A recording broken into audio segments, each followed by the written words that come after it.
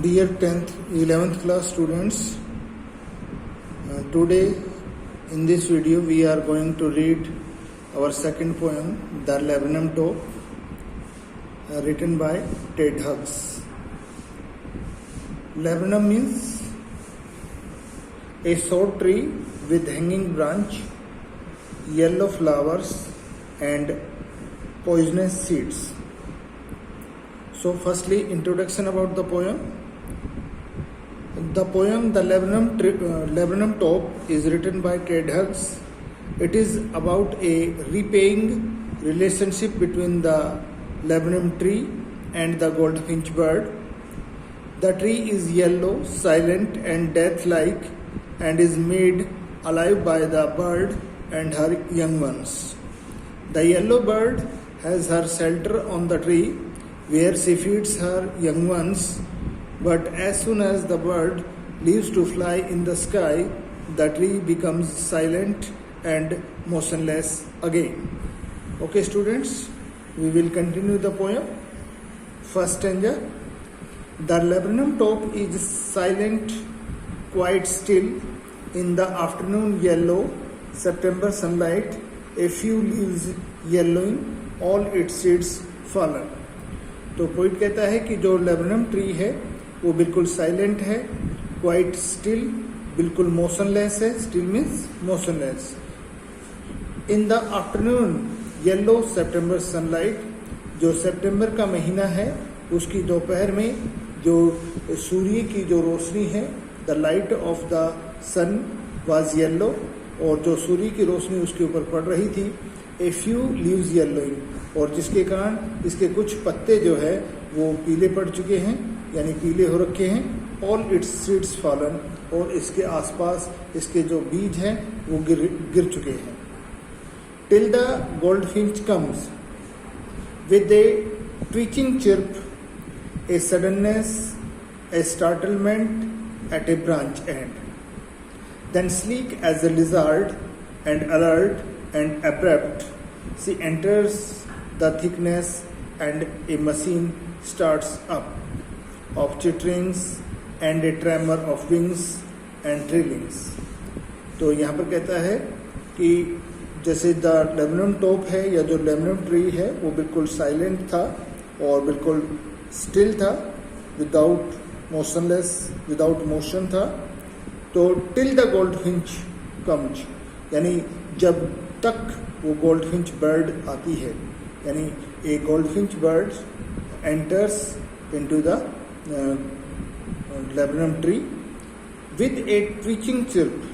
ट्वीचिंग means sudden jerk movement, chirp means bird sound, और ये अचानक से इसके अंदर एंटर करती है और इसकी चहचहाने की आवाज जो है आती है. ए suddenness, a startlement. Startlement means होता है शोइंग, सडन शो, और अचानक से ये जो ट्री है वो पूरी तरह से एक्टिव हो जाता है और एक तरह से अलाइव हो जाता है एट ए ब्रांच एंड. और ये जो गोल्डफिंच बर्ड है ये इसकी एक शाखा के आखिरी सिरे पर जाकर बैठ जाती है. Then slick as a lizard. Here poet comparisons between the lizard and the goldfinch bird. And slick as a lizard, you know, when the comparison between two objects with words like as or like, so poetic device simile. So poet here used simile. Then sleek as a lizard and alert and abrupt. और यहाँ पर poet जो है उस goldfinch bird का comparison करता है एक लिजार्ड से. जैसे लिजार्ड बहुत ही अलर्ट होती है, बहुत ही सडन होती है, बहुत ही फास्ट मूवमेंट करती है, उसी तरह से ये गोल्डफिंच बर्ड भी बड़ी तेजी से अलर्ट है, चौकन्ना है और बड़ी ही फास्टली सडनली मूवमेंट करती है. सी एंटर्स द थिकनेस, और ये जो सबसे घना हिस्सा होता है पेड़ का वहाँ पर एंटर करती है. And A machine starts up, और जैसे ही ये एंटर करती है तो ये जो पूरा पेड़ है वो एक तरह से बिल्कुल जो है साउंड से भर जाता है.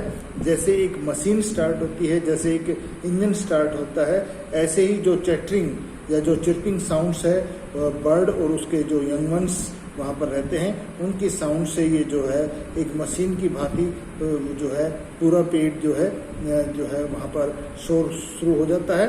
And A tremor of wings, और जो सडन जो फीलिंग ऑफ एक्साइटमेंट, अचानक जो है ये जो वाइब्रेशन होता है विंग्स का, और साथ ही जो चिर्पिंग साउंड है उसके कारण जो पूरा जो पेड़ है द होल ट्री ट्रेम्बल्स, और जो पूरा का पूरा जो ट्री है वो एक तरह से हिलने लगता है, कांपने लगता है। एंड थ्रिल्स, और अचानक जो है ये पूरी तरह से एक्साइटमेंट से भर जाता है। It is the engine of our family. यहाँ पर जो पोइट है कंपैरिजन करता है the birds family with the engine.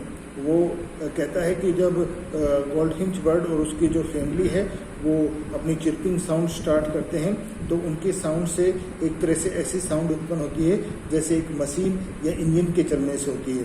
C stocks it full, और वो इसके बाद यहाँ पर स्टॉक्स का मीनिंग होगा to add fuel to the engine. यहाँ पर she feeds to her young ones and it fuels the power of the engine, then flits out to a branch end, और फिर ये आगे एक शाखा के आखिरी सिरे पर बढ़ती है।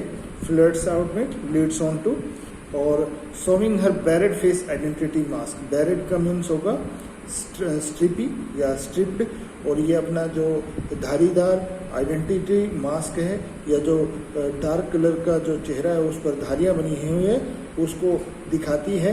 And then with eerie delicate whistle chirp whisperings, और फिर एक बहुत ही स्ट्रेंज और सॉफ्ट जो है आवाज़ करते हुए, जैसे विसिल सिटी की आवाज़ होती है, चिर्प विस्प्रिंग, और धीरे धीरे विस्परिंग फुसफुसाने वाली आवाज़ में चिर्पिंग करते हुए she launches away towards the infinite, वह जो है अनंत आकाश की तरफ उड़ जाती है।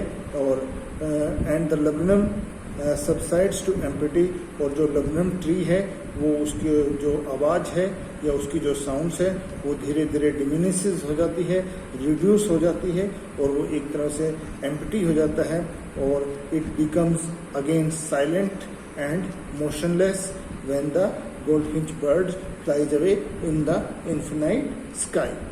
Okay students, we have completed this poem, okay, and we will continue its question answer tomorrow.